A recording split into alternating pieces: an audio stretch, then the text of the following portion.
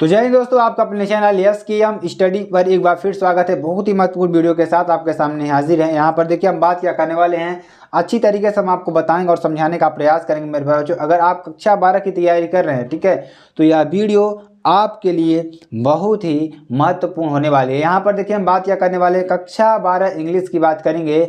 Most important articles जो आपके exam के लिए, जो आपके एग्जाम में, यानी कि अगर हम बात करें मेरे प्यारे बच्चों, तो आज तक आपने किसी ने नहीं बताया होगा जो आपका मॉडल पेपर है, मॉडल पेपर से आए हुए, ठीक है, मॉडल पेपर में आए हुए आपके जो आर्टिकल्स हैं उन आर्टिकल्स की यहाँ पर चर्चा करेंगे और आपको एकदम बेहतरीन तरीके से बताएंगे मेरे प्यारे बच्चों, ताकि आपको अच्छी तरीके से समझ में आ जाए। अगर यहाँ पे अगर आप पीडीएफ की बात करें तो पीडीएफ भी आपको मिल जाएगी मेरे प्यारे बच्चों। पीडीएफ कहाँ मिलेगी? पीडीएफ आपको मिलने वाली है यस्कीएम स्टडी का जो ऑफिशियल टेलीग्राम चैनल है। क्या है? ऑफिशियल टेलीग्राम चैनल है, वहाँ पे आपको इसकी पीडीएफ मिल जाएगी। अगर आप यूपी बोर्ड से रिलेटेड कोई भी न्यूज़ चाहते हैं, न्यूज़ आपको कहाँ मिलेगी मेरे प्यारे बच्चों? yskmstudy.com वेबसाइट पर। कहाँ मिलेगी? yskmstudy.com वेबसाइट पर आपको यहाँ पर सारी न्यूज़ मिल जाएगी। चलिए अब आपको बोर्ड कॉपी पर ले चलते हैं, जहाँ पे आपको अच्छी तरीके से हम समझाने वाले हैं कि आखिरकार हम एक आर्टिकल को, एक अच्छे आर्टिकल को कैसे लिख सकते हैं। ठीक है, तो यहाँ पे आप देख रहे हैं सेक्शन बी। सेक्शन बी में क्या आता है आपके लिए? सेक्शन बी में आपका आता है राइटिंग लिखने के लिए। क्या लिखने के लिए आता है? राइटिंग लिखने के लिए आता है। ठीक है, यहाँ पे क्या दे रहा है आपका? Right an article. देखिए किस तरीके से प्रश्न को पूछ रहा है, उसको आपको समझना होगा। अगर आप ये समझ जाते हैं तो आप अच्छी तरीके से लिख सकते हैं मेरे प्यारे बच्चों। आपके लिए एकदम बेहतरीन से बेहतरीन चीज़ हम बताने वाले हैं और आपके लिए आज मौका है कि इसको अच्छी तरीके से हम समझ कर ही जाएं। ठीक है, यहाँ पर देखिए सेक्शन बी राइटिंग की बात करेंगे और यहाँ पर बहुत ही इंपॉर्टेंट चीज़ है आपके लिए। क्या हो जाएगा?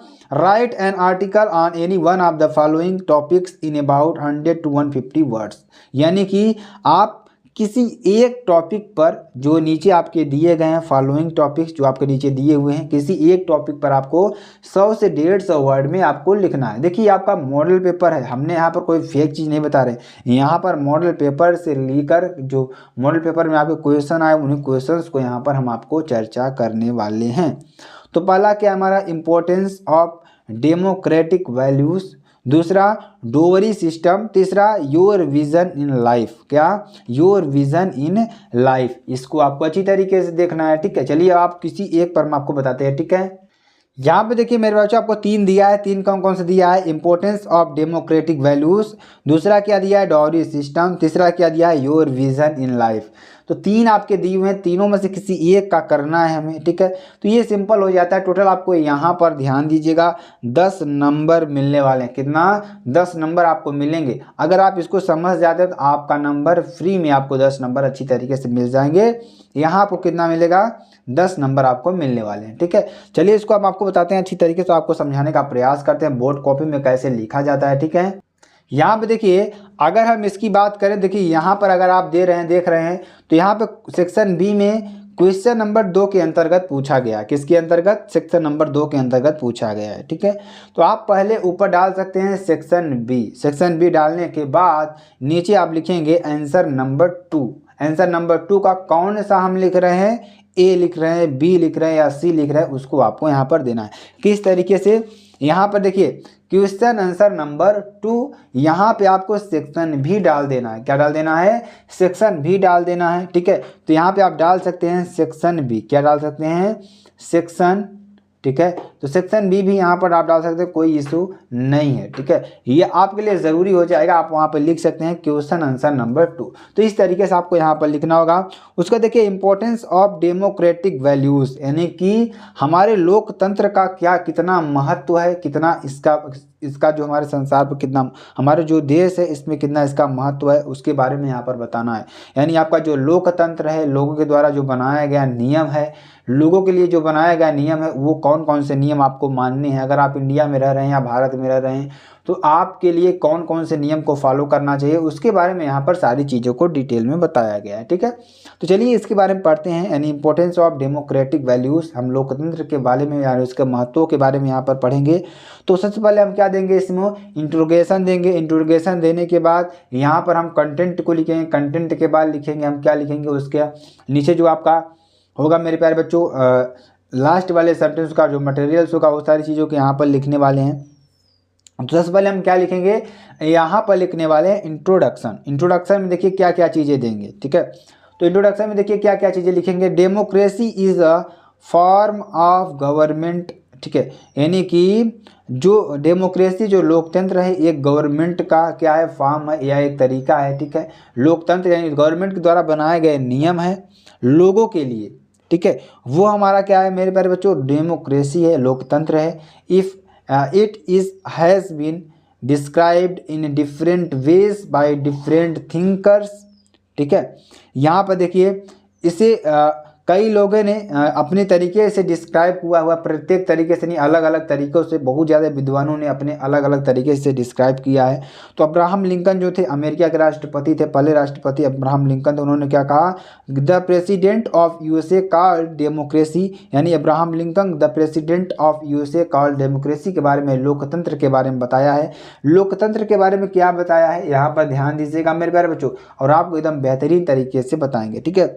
कहा है कि the government of the people, जो लोगों की सरकार है, by the people and for the people, वो क्या है, लोगों के द्वारा ही है और लोगों के लिए ही है, ठीक है। वो लोगों के द्वारा बनाई ही जाती है, लोग को के लिए बनाई ही जाती है, ठीक है। उनका कहना यही था, ठीक है।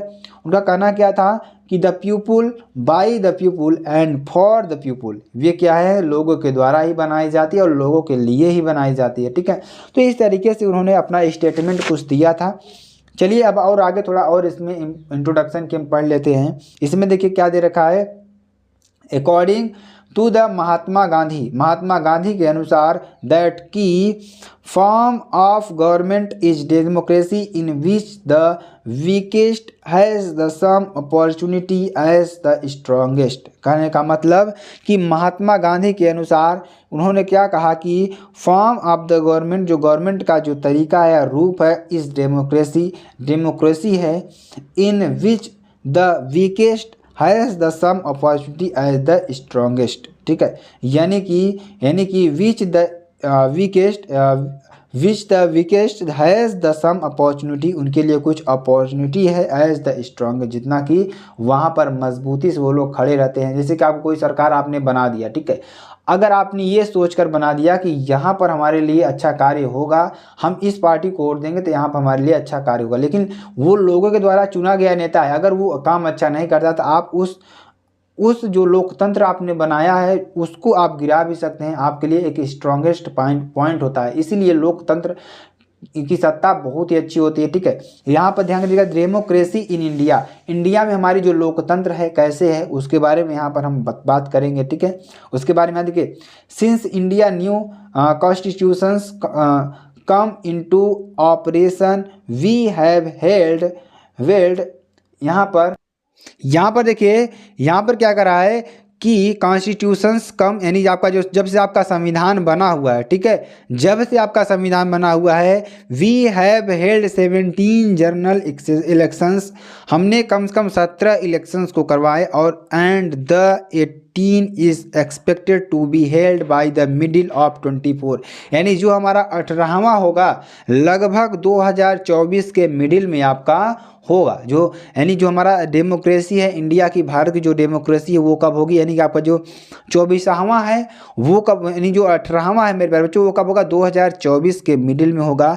दीज इलेक्शंस या जो चुनाव है are held on the basis of universal adult franchises, जो हमारे एडल्ट फ्रेंचाइजीज हैं उसके द्वारा यहाँ पर उसके बेसिस पर इसको हेल्ड किया जाता है, उसको किया जाता है, ठीक है। आगे देखिए, आगे हम इसमें क्या लिखेंगे, opticals in the success of democracy in India, यानी कि इंडिया में डेमोक्रेसी यानी लोकतंत्र को सक्सेस होने के क्या क्या ऑप्टिकल्स हैं, अपने नज़रिए में कैसे इसको देखते हैं उसके बारे में यहाँ पर चर्चा करेंगे थोड़ी बहुत, ठीक है। तो इसलिए आपको बहुत ही इंपॉर्टेंट है मेरे प्यारे बच्चों आपके लिए समझना, आपके लिए देखिए डेमोक्रेसी के बारे में आप जितना भी जानते हैं, लोकतंत्र के बारे में जितना भी जानते हैं, जितना भी सारी चीज़ें जानते हैं, आप इसको यहाँ पर आपको पूरा लिख देना है, अच्छी तरीके से समझा देना है, ठीक है। कोई यहाँ पर इशू नहीं होने वाला है, आपको अच्छी तरीके से लिखना होगा, ठीक है। चलिए यहाँ पर हम आगे पढ़ने वाले हैं opticals opticals in the success of democracy in India, India democracy still suffers from many ills, जो इंडिया की डेमोक्रेसी है वो बहुत ही कारणों में क्या करती है, सफ़र करती है। They are likely to contain for some times before they are completely removed, बहुत ही समय क्या होता है कि ये पहले क्या की जाती है, रिमूव कर दी जाती है, हटा दी जा सकती है। बहुत सी यारी जो हमारी जो बनी हुई है, जो बहुत ही बने हमारे क्या बने हैं, प्रधानमंत्री बने हुए, वो समय से पहले ही हटा जा चुके हैं, ठीक है। The greatest ill of our democracy, सबसे बड़ा जो हमारे डेमोक्रेसी का, लोकतंत्र का क्या है, इल है, यानी कि जो कमी है, सबसे बड़ी कमी क्या है कि यहाँ पर क्या हो जाएगा, is that a large number of people in India are illiterate, सबसे बड़ी कारण क्या है कि हमारे जो इंडिया में है बहुत ही ज़्यादा जो जनसंख्या है वो क्या है, निरक्षर है, यानी कि वो पढ़े लिखे नहीं है, यानी कि इलिटरेट है, ठीक है। तो इस तरीके से यहाँ पे हम आपको बताना चाह रहे हैं, ठीक है। तो सबसे बड़ी हमारी यही है, हमारी लिए सबसे बड़ा दुर्भाग्य बात यही है कि जो हमारी बहुत ज़्यादा जो संख्या है वो क्या है, हमारी इलिटरेट है, यानी पढ़ी लिखी नहीं है। आगे देखिए, they do not understand the functioning of democracy institutions, वे इस जो डेमोक्रेसी, जो लोकतंत्र है उसको समझ ही नहीं पाते हैं, क्या उसको समझ ही नहीं पाते हैं, ठीक है। आगे देखिए, they are not aware of the great value of the vote, वे क्या करते हैं, अपने वोट का जो वैल्यू है उसको समझ ही नहीं पाते हैं, ठीक है। और देखिए, these illiterate people are easily deceived by chief propaganda, यानी जो यही हमारे जो इलिटरेट लोग हैं, जो अशिक्षित लोग हैं, वो इनके प्रोपोगंडा में क्या हो जाते हैं, फंस जाते हैं, इनके चाल में फंस जाते हैं। और इम्प्टी स्लोगन्स एंड अल्टरनेटिव, आगे देखिए क्या होगा, empty slogans and attractive promise missed, क्या करते हैं, वो अपने प्रॉमिस को क्या करते हैं, मिस्ड कर देते हैं, ठीक है। तो ये बहुत ही बड़ा कारण होता है मेरे प्यारे बच्चों आपके लिए, ठीक है। कि अब देखिए इसमें हमने क्या क्या बातें की वही हम आपको बता रहे हैं, ठीक है। हमें इसमें बातें क्या क्या की, देखिए डेमोक्रेसी पे आपको एक आर्टिकल लिखना था, आर्टिकल में हमने क्या क्या बातें लिखी कि आर्टिकल पे देखिए हमारे जो बहुत सारे जो इतिहासकार रहे हैं उन्होंने अपनी अलग अलग राय देकर यहाँ से गए हैं, ठीक है। तो उन अलग अलग रायों में जो हमारी इंडिया की एक राय थी, किसकी, इसमें भी एक जो डेमोक्रेसी ऑफ इंडिया, जो लोकतंत्र ऑफ इंडिया का, उसमें सबसे बड़ी कमी आपको कहाँ देखी कि यहाँ पर जो लोग थे सबसे ज़्यादा क्या थे, अशिक्षित थे। तो इसलिए यहाँ पर बताया गया है, ठीक है। तो इस तरीके से आपको यहाँ पर पूरा आर्टिकल लिख कर बताएगा, आप इससे ज़्यादा भी लिख सकते हैं। ज़्यादा का मतलब कि आप अपने मन से जो भी चीज़ आपके लिए आ रहा हो मन में कि हम अपने लोकतंत्र को कैसे समझें, कैसे सुधार सकते हैं, अगर आपके मन में कुछ ऐसा विचार हो तो आप उस विचार को भी इसमें व्यक्त कर सकते हैं, क्योंकि आपके पास अपॉर्चुनिटी रहती है कि आप एग्ज़ाम में जो भी चीज़ें रहेंगी टॉपिक से रिलेटेड, आप अपने मन से स्वेच्छानुसार अच्छी चीज़ों को उसमें डाल सकते हैं, ठीक है। तो ये आपके लिए स्वतंत्र छूट रहती है मेरे प्यारे बच्चों। तो आपको अगर इस आर्टिकल के बारे में समझ में आ गया हो तो आप बिल्कुल इस चैनल को लाइक करिएगा, शेयर कमेंट सब्सक्राइब ज़रूर कर दीजिएगा। और यहाँ पे आपको क्वेश्चन आंसर मेरे प्यारे बच्चों बिल्कुल भी डालना भूलना नहीं चाहिए। अगर आप ये भूल जाते हैं तो आपको नंबर नहीं मिलेगा, ठीक है। तो स्टूडेंट अगर आपको वीडियो अच्छी लगती है आप वीडियो को कमेंट लाइक शेयर ज़रूर कर सकते हैं। फिर मिलते हैं नेक्स्ट वीडियो में नए टॉपिक के साथ, तब तक के लिए जय हिंद जय भारत।